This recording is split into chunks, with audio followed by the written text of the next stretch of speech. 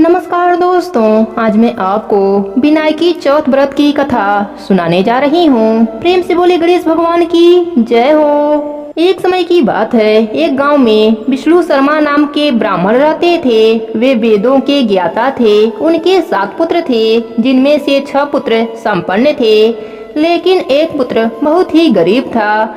उनके सभी बेटे अलग अलग रहते थे। विष्णु शर्मा अपने पुत्र के घर एक एक दिन भोजन करते थे। धीरे धीरे वह बहुत कमजोर हो गए। वह पुत्र वधू द्वारा अपमानित होकर रोते रहते थे। एक बार विष्णु शर्मा ने विनायक चौथ का व्रत रखा और अपने सबसे बड़ी बहू के घर पहुँचे और बोले, बहू, मैं आज व्रत रखा हूँ, तुम पूजा का सामान इकट्ठा कर दो तो चौथ माता खुश होकर तुम पर कृपा करेंगी। यह बात सुनकर बहू कठोर बाड़ी में बोली, पिताजी, मुझे तो घर के कार्य से ही फुर्सत नहीं है। मेरे पास इन फालतू के कामों के लिए समय नहीं है। आप तो हमेशा कुछ ना कुछ बताते रहते हैं। मैं नहीं जानती आपके चौथ माता को। बड़ी बहू से डांट सुनकर विष्णु शर्मा अपने सभी बहुओं के घर गए, परंतु सभी ने उन्हें डांट कर भगा दिया। वह बहुत ही दुखी हुए। अंत में अपने छोटी बहू के घर पहुँचे। छोटी बहू के घर भी बोले, मैं व्रत रखा हूँ, पर तुम्हारे पास तो मेरी पूजा की सामग्री लाने के पैसे नहीं हैं। तब छोटी बहू बोली, पिताजी, आप परेशान मत होइए और अपनी इच्छा लेकर व्रत कीजिए। आपके साथ मैं भी व्रत रखूंगी। ऐसा कहकर छोटी बहू पड़ोस से व्रत की सामग्री मांग कर लाई। छोटी बहू और ससुर जी ने मिलकर पूजा किया। पूजन के बाद अपने खुद भूखा रह गई और भूखे पेट ही सो गई।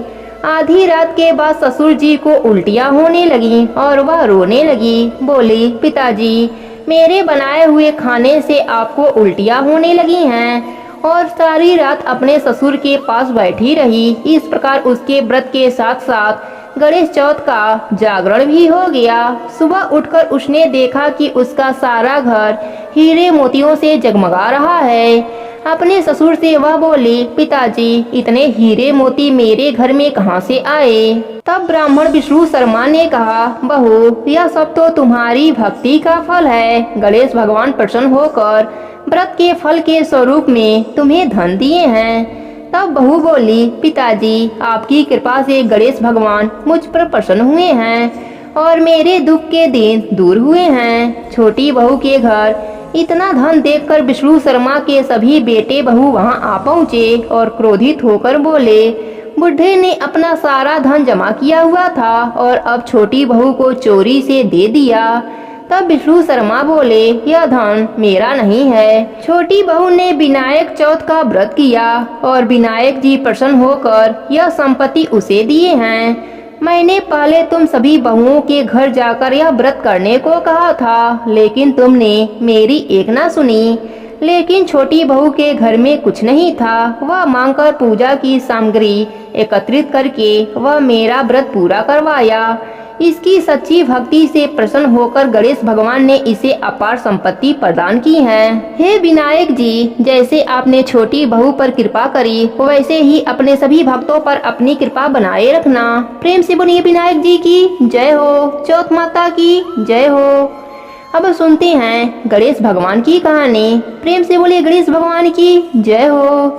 बहुत पुरानी बात है। एक गाँव में एक सेठ सेठानी रहते थे। वह बहुत धार्मिक प्रवृत्ति के थे। वह दोनों गणेश भगवान के अनन्य भक्त और जरूरतमंदों की सेवा में हमेशा तत्पर रहते थे। उनका बहुत बड़ा परिवार था, परंतु उनका कोई संतान नहीं था। सारा परिवार उनसे बहुत प्यार करता था, पर कभी कभी कानाफूसी भी करते रहते थे कि सेठानी बाझिन है। इस बात से दोनों बहुत ही दुखी रहते थे।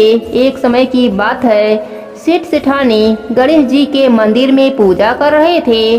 पूजा करने के बाद वह मंदिर से बाहर आए कि मंदिर की सीढ़ी पर एक 4-5 साल का बच्चा बैठा रो रहा है। सेठ जी ने चारों तरफ देखा कि बच्चे के माता पिता कहीं आसपास होंगे, परंतु उन्हें कोई भी दिखाई नहीं दिया।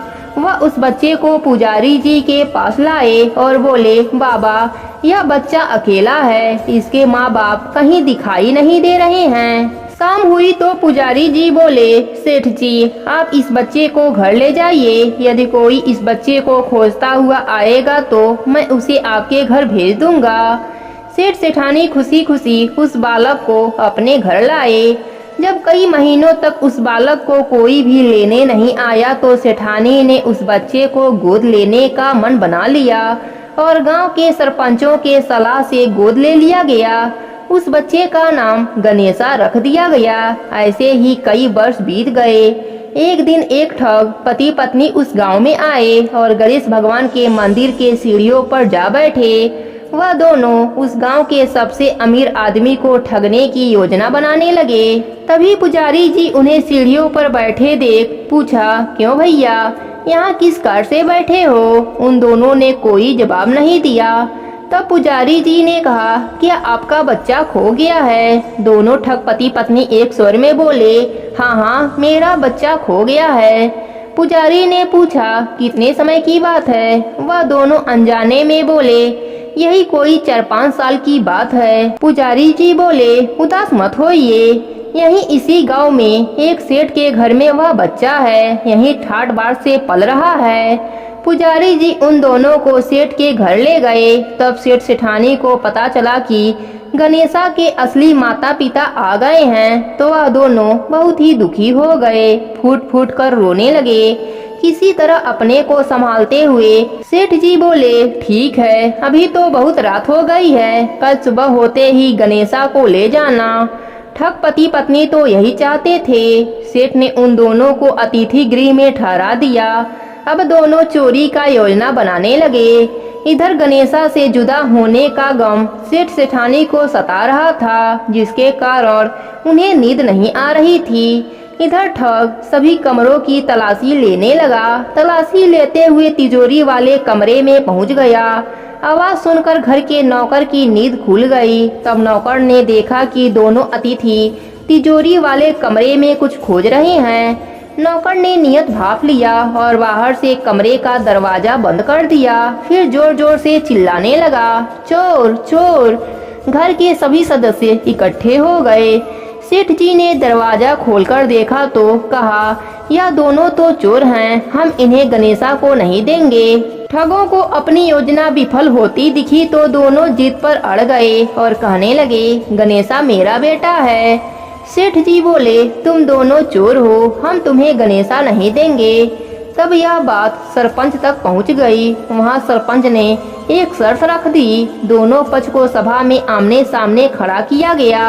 अब दोनों माताओं को आदेश दिया, आप दोनों सूर्यदेव के सामने खड़े हो जाएं, जिसके स्तन से गणेशा के मुंह में दूध की धार जाएगी, बच्चा उसी का माना जाएगा। तब श्री गणेश भगवान की कृपा से सेठानी के स्तन से गणेशा के मुंह में दूध की धार जाने लगी। इस तरह गणेश भगवान की कृपा से गणेशा सेठानी को वापस प्राप्त हो गया।